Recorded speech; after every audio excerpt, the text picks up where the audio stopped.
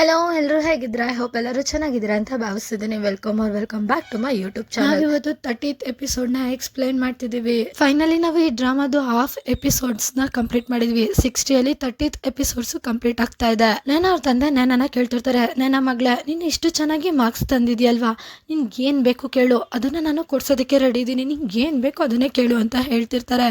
ಇಲ್ಲೇ ನನ್ನ ಪಟ್ ಅಂತ ಹೇಳ್ತಾಳೆ, ಬೋರ್ಡಿಂಗ್ ನನಗೆ ಸ್ಕೂಲಲ್ಲಿ ಇರಬೇಕು, ಮನೇಲಿರೋ ವಾತಾವರಣ ನನ್ನ ಎಜುಕೇಶನ್ಗೆ ಡಿಸ್ಟರ್ಬ್ ಮಾಡ್ತಿದೆ. ಜಿ ಅಂತೂ ಫುಲ್ ಶಾಕ್ ಅಲ್ಲಿ ಮತ್ತೆ ಕೋಪದಲ್ಲಿ ನಾನೇ ನೋಡ್ತಿರ್ತಾಳೆ. ನಾನು ಅವ್ರ ತಂದೆ ಹೇಳ್ತಿರ್ತಾರೆ, ಇನ್ನು ನಮ್ಮ ಮನೇಲಿ ತೊಂದ್ರೆನಾ, ನಮ್ಮ ಮನೇಲಿ ಏನ್ ತೊಂದ್ರೆ ಇದೆ, ಅದು ಅಲ್ದಲೆ ನೀನು ಸ್ಕೂಲಿಗೆ ಹೋಗ್ಬಿಟ್ರೆ ಅಲ್ಲಿ ನಿನ್ನ ನೋಡ್ಕೊಳ್ಳೋರು ಯಾರು ಅಲ್ಲಿ, ಅದಕ್ಕೆ ನಾನು ಫುಲ್ ನೇರ ದಿಟ್ಟ ನಿರಂತರ ಅಂತ ಅವ್ರ ಅಪ್ಪನ ಗುರಾಯಿಸ್ಕೊಂಡು ನೋಡ್ತಿರ್ತಾಳೆ.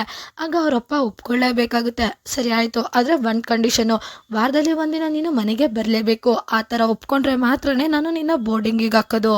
ಯಾಕೆಂದ್ರೆ ನೀನು ಕೂಡ ದೀಕ್ಷಿತ್ ಫ್ಯಾಮಿಲಿಯ ಮೆಂಬರು, ನೀನು ನನ್ನ ಪ್ರೀತಿ ಮಗಳು, ನಿನ್ನನ್ನ ನೀನು ಹುಷಾರಾಗಿ ನೋಡ್ಕೋ ಅಂತ ನನ್ನನ್ನ ಮುಟ್ಟಿ ಮಾತಾಡಿಸ್ತಿರ್ತಾರೆ. ಇದನ್ನೆಲ್ಲ ಜಿಯಾಗೆ ನೋಡಕ್ಕೆ ಆಗ್ತಿರಲ್ಲ. ಜಿಯಾ ಅಂತೂ ಫುಲ್ ಊರ್ಕೊಂಡು ಅಲ್ಲಿಂದ ಹೊರಟೋಗ್ಬಿಡ್ತಾಳೆ. ಇಲ್ಲಿ ನೇನ ಅವರಪ್ಪ ಮಾತಾಡ್ತಿರೋದು ಮತ್ತೆ ಅವರೆಲ್ಲ ಆ ಥರ ಕೇರ್ ಮಾಡ್ತಿರೋದ್ನೆಲ್ಲ ನೋಡಿ ಅವಳ ಮನ್ಸಲ್ಲಿ ಅವಳೆ ಹೇಳ್ಕೊತಿರ್ತಾಳೆ, ವಾವ್ ಸ್ವೀಟ್ ಆಗಿ ಮಾತಾಡಿ ನನ್ನನ್ನ ಬುಟ್ಟಿಗೆ ಹಾಕೊಬೇಕು ಅಂತ ಅನ್ಕೊಂಡಿದ್ದೀರಾ, ನಾನ್ ನಿಮ್ಮ ಮಾತಿಗೆಲ್ಲ ಸಿಗಾಕೊಳ್ಳೋಂಥ ಮಗಳೇ ಅಲ್ಲ ಅಂತ ಹೇಳ್ಕೊತಿರ್ತಾಳೆ.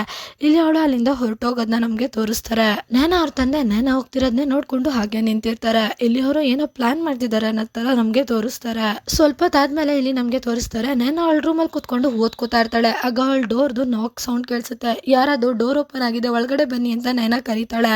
ಬೇರೆ ಯಾರು ಎಲ್ಲ ಹಾರ್ದಿಕ್ ಬಂದಿರ್ತಾನೆ. ಇಲ್ಲಿ ನೇನ ಹತ್ರ ಬಂದಾಗ ನೇನ ಕೇಳ್ತಿರ್ತಾಳೆ ಏನಾಯ್ತು ಅಂತ. ಆಗ ಹಾರ್ದಿಕ್ ಹೇಳ್ತಿರ್ತಾನೆ, ನನ್ಗೆ ನಿನ್ನ ಹತ್ರ ಸ್ವಲ್ಪ ಮಾತಾಡೋದಿದೆ, ನಾನು ಜಿಯಾನ ಮೀಟ್ ಮಾಡ್ಕೊಂಡು ಆಮೇಲೆ ನಿನ್ನ ಹತ್ರ ಬಂದ್ ಮಾತಾಡ್ತೀನಿ ಅಂತ ಹೇಳ್ತಾನೆ. ಆಗ ನೇನ ಸರಿ ಆಯ್ತು ಅಂತ ಹೇಳ್ತಾಳೆ. ಇಲ್ಲಿ ಅದಕ್ಕೆ ಹಾರ್ದಿಕ್ ಹ್ಞೂ ಅಂತ ಹೇಳ್ಬಿಟ್ಟು ಅಲ್ಲಿಂದ ಹೊರಟೋಗ್ತಾನೆ. ಇಲ್ಲಿ ಹಾರ್ದಿಕ್ ಹೋಗಿರೋದನ್ನ ನೋಡಿ ನೇನ ಮಾತಾಡ್ಕೋತಿರ್ತಾಳೆ. ಈಗ ಇವನು ಜಿ ಹತ್ರ ಹೋಗ್ತಿದ್ದಾನೆ. ಅವಳು ಹತ್ತು ಕರೆದು ಗೋಳಾಡಿ ಎಮೋಷನಲ್ ಆಗಿ ಮಾತಾಡ್ಬಿಟ್ಟು ಇವನ್ನ ಅವಳ ಪರ ಬುಟ್ಟಿಗೆ ಹಾಕೋಬಿಡ್ತಾಳೆ.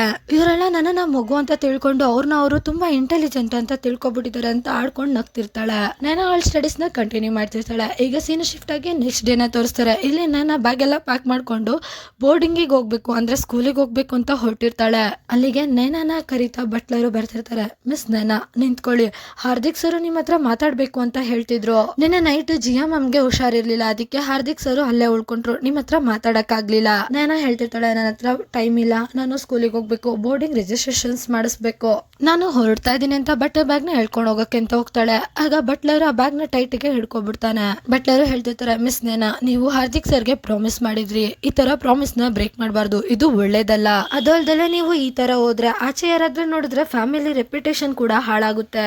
ನಾನು ಅವಳ ಮನ್ಸಲ್ಲಿ ಒಳ್ಳೆ ಮಾತಾಡ್ಕೋತಿರ್ತಾಳೆ. ಯಪ್ಪ ಇದೆಂತ ವಿಚಿತ್ರ ಫ್ಯಾಮಿಲಿ ಅಪ್ಪ, ನಾನು ಅನ್ಕೊಂಡೆ ಅಟ್ಲೀಸ್ಟ್ ಬಟ್ಲರ್ ಆದ್ರೂ ಸ್ವಲ್ಪ ಬ್ರಿಲಿಯಂಟ್ ಇರ್ತಾನೆ ಅಂತ, ಇವನ್ ನೋಡಿದ್ರೆ ದಡ್ರಿಗೆನೆ ರಾಜನ್ ತರ ಇದ್ದಾನೆ.